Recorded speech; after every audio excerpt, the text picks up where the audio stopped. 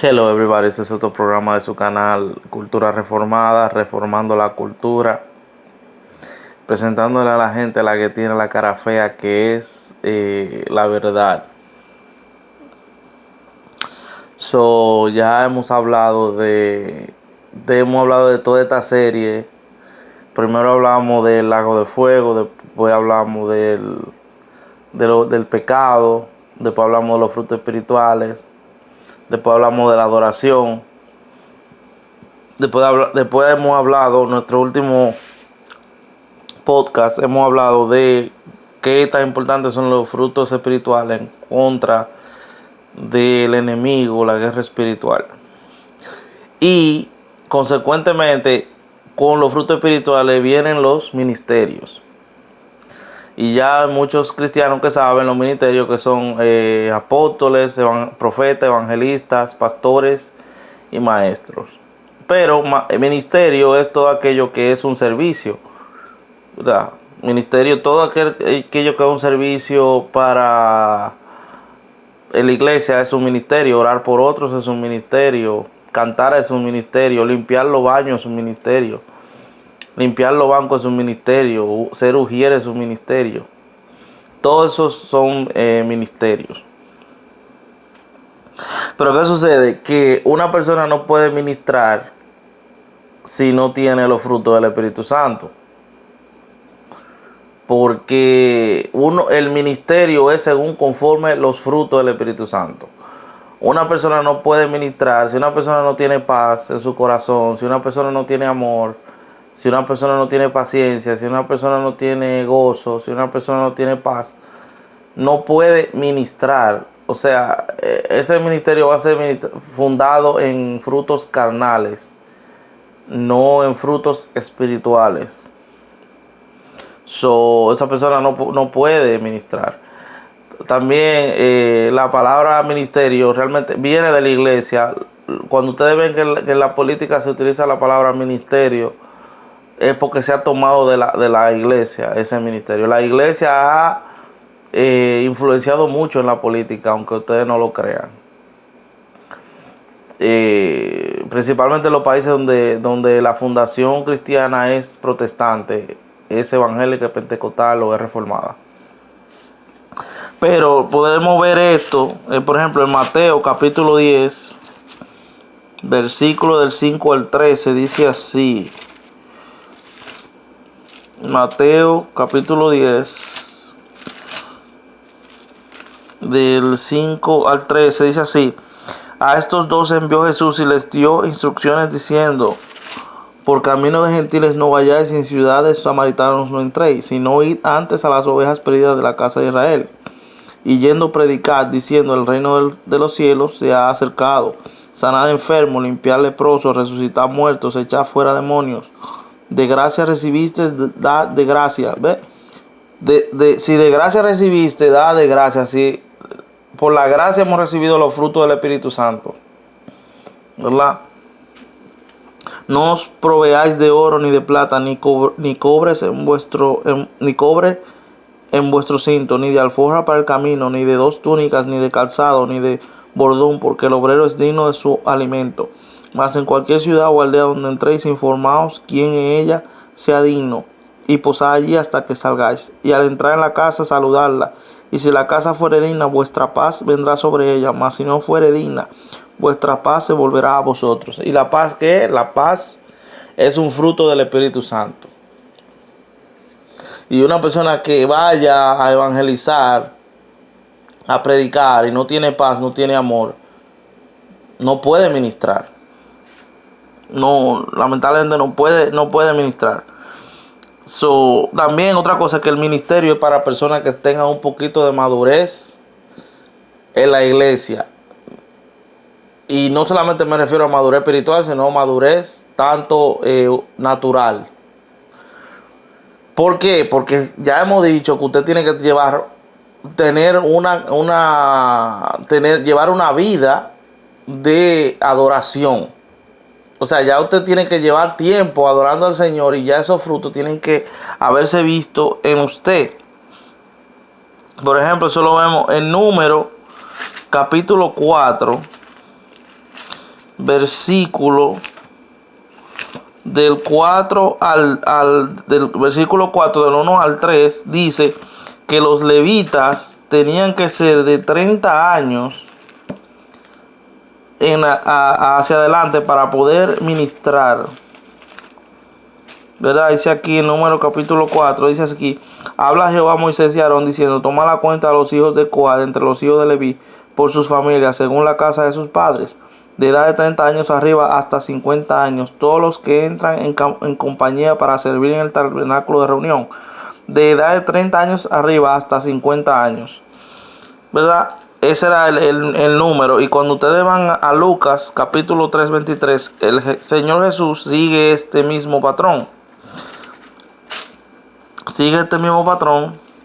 De 3:23 dice: Jesús mismo al comenzar su ministerio era como de 30 años, hijo según se creía de José, hijo de Eli. ¿Ve?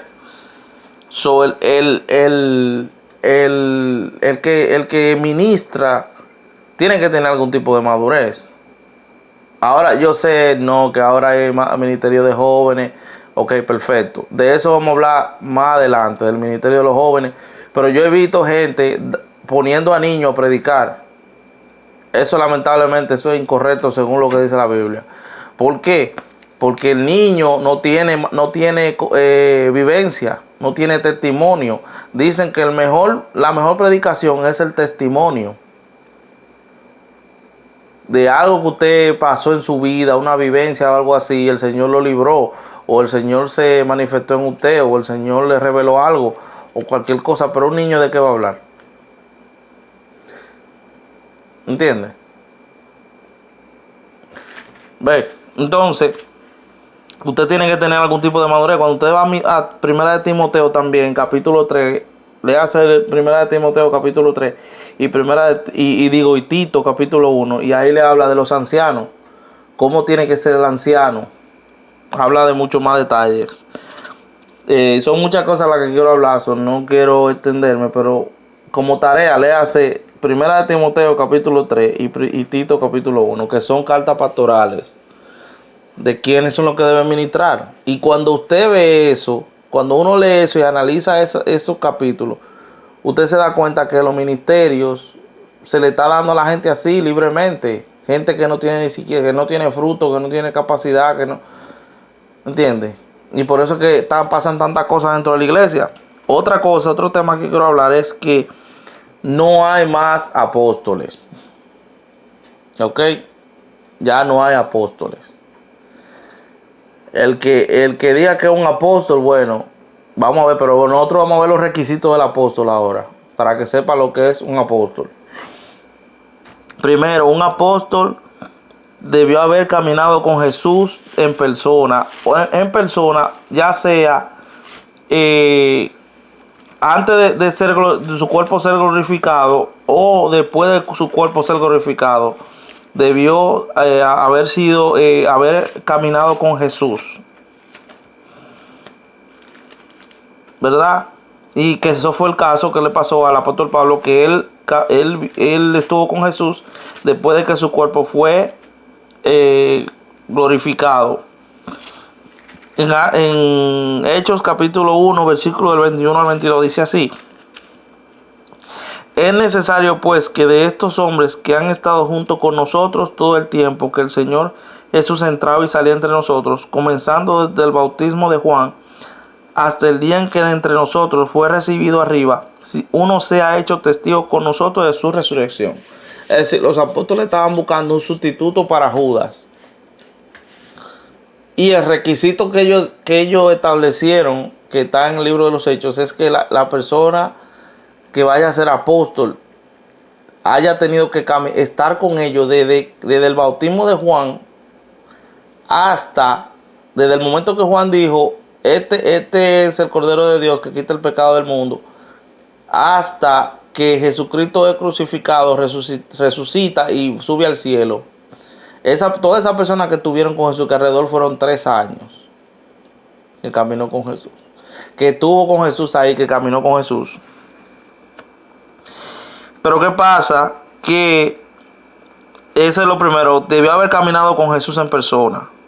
Una persona no puede llamarse apóstol ya hoy en día, decir, o sea, ya sea que caminó en persona antes en los tiempos de los apóstoles, o que el Señor haya caminado ahora en persona con el Señor, ya su cuerpo glorificado. Yo me imagino que una persona así, ya ustedes se imaginan, una persona con ese tipo de revelación. Sabemos que el apóstol Pablo recibió ese tipo de revelación. Debió haber sido enseñado con el Señor Jesús en persona. Y eso lo vemos en Gálatas, capítulo. Eso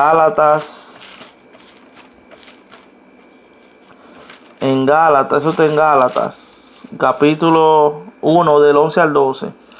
Dice el apóstol Pablo así: Mas os hago saber, hermanos, que el evangelio anunciado por mí no es según hombre, pues yo ni lo recibí ni lo aprendí de hombre alguno, sino por revelación de Jesucristo. ¿Verdad? Sino por revelación de Jesucristo. O sea, Jesucristo se lo reveló al apóstol Pablo. Ya después, y eso también lo vemos en 2 de Corintios, capítulo 12, del 1 al 5. Del 1 al 5 dice así, capítulo 12.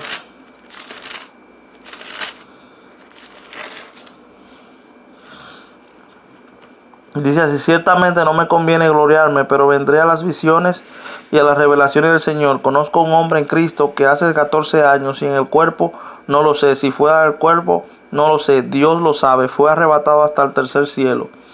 Y conozco al tal hombre, si en el cuerpo fuera del cuerpo no lo sé, Dios lo sabe, que fue arrebatado al paraíso, donde oyó palabras inefables que no les dada al hombre expresar. De tal hombre me gloriaré, pero de mí mismo en nada me gloriaré, sino en mis debilidades. El apóstol Pablo ahí está hablando de él mismo, que el Señor lo llevó arriba en una revelación y le mostró todo el evangelio se lo mostró. Y no sabemos, alguna persona dice que fue cuando estaba en Tesalónica que le dieron una pedrada en la cabeza y ahí en ese momento se desmayó, y dicen que en ese momento el Señor, algunas personas dicen eso. También sabemos que el apóstol Pablo no estuvo con los 11 apóstoles cuando la cena del Señor, pero él es el único que da detalles acerca de la cena de la Santa Cena.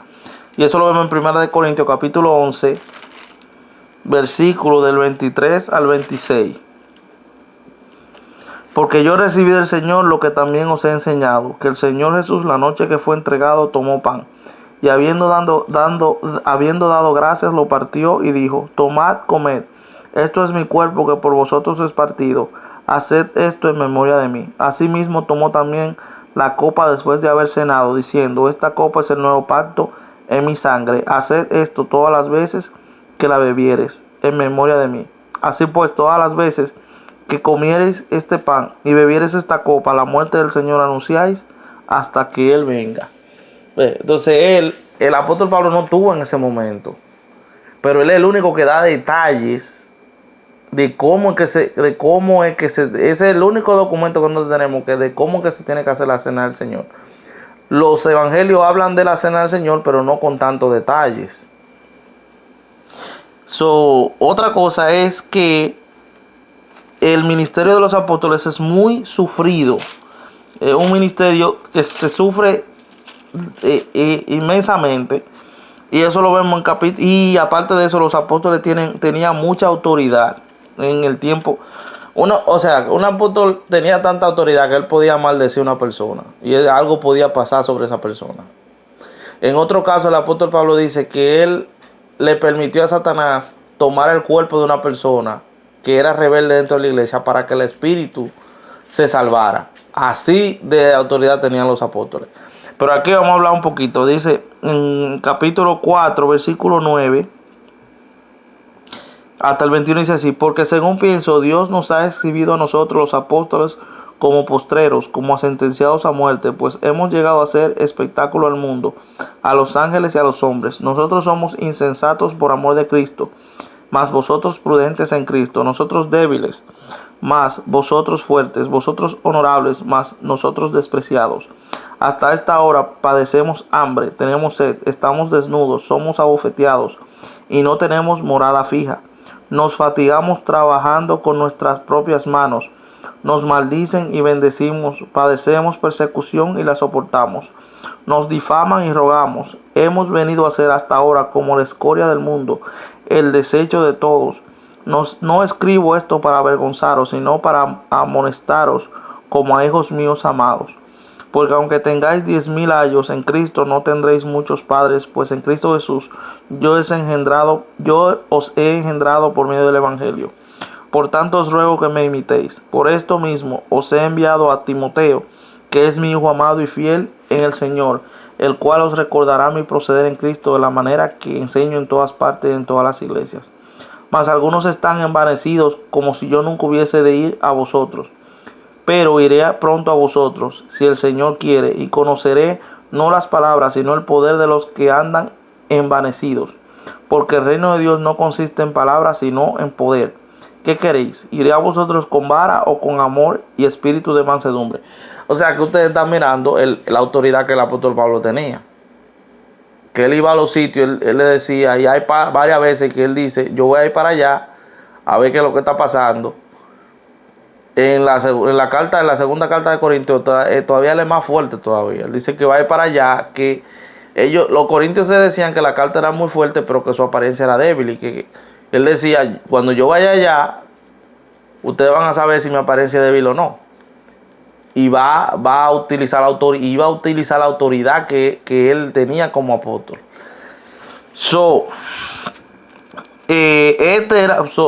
A esta altura del juego no hay apóstol. El mismo apóstol Pablo le decía a la gente que no maldijeran, pero él llegó a maldecir.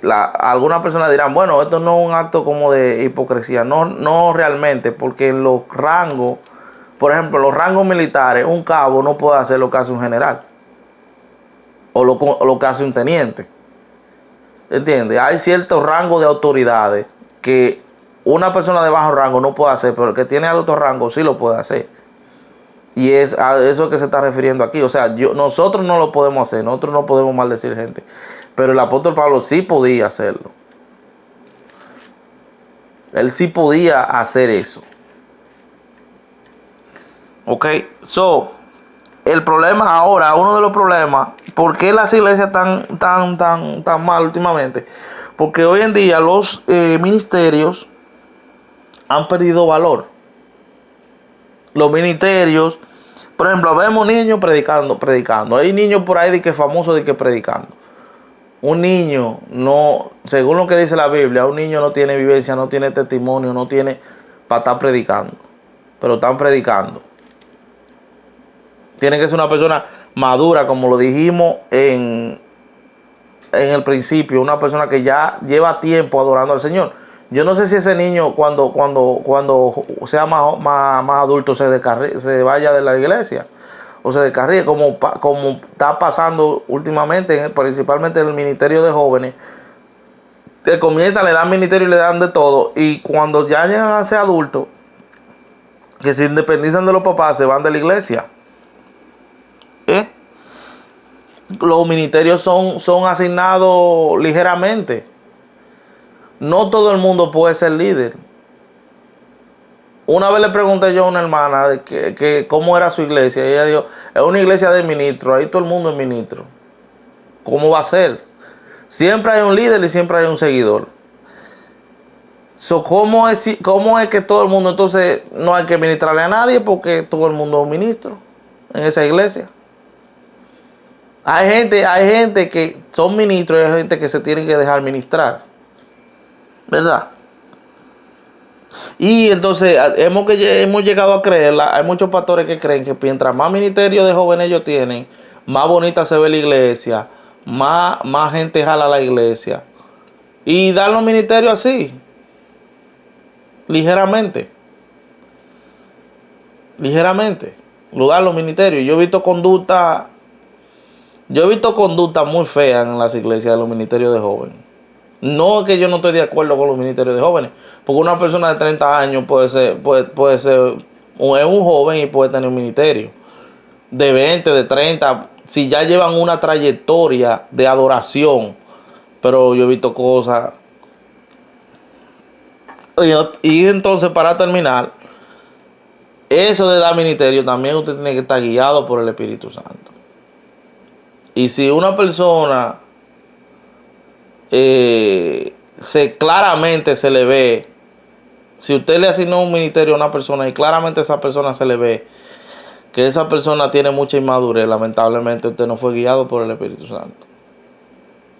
Y por eso es que tantas cosas se meten en la iglesia, por eso es que tantas cosas, porque ya los ministerios no tienen valor, la gente lo coge de relajo, porque a cualquiera se le da un ministerio. Y no todo el mundo puede tener un ministerio. Cuando usted mira los requisitos para una persona tener un ministerio, no es lo que nosotros estamos viendo en las iglesias de hoy en día. A cualquiera se le... Al contrario, debería ser que, óyeme, no encuentro a quien darle este cargo porque no veo, así es que debería ser. Pero no es que a cualquiera se le dé ligeramente un ministerio así. Y si es guiado por el Espíritu Santo, nunca va a faltar una persona con un ministerio que de verdad sea de Dios. Porque una cosa es cuando el hombre llama y otra cosa es cuando Dios llama. Hasta aquí su canal de Cultura Reformada. Dios le bendiga.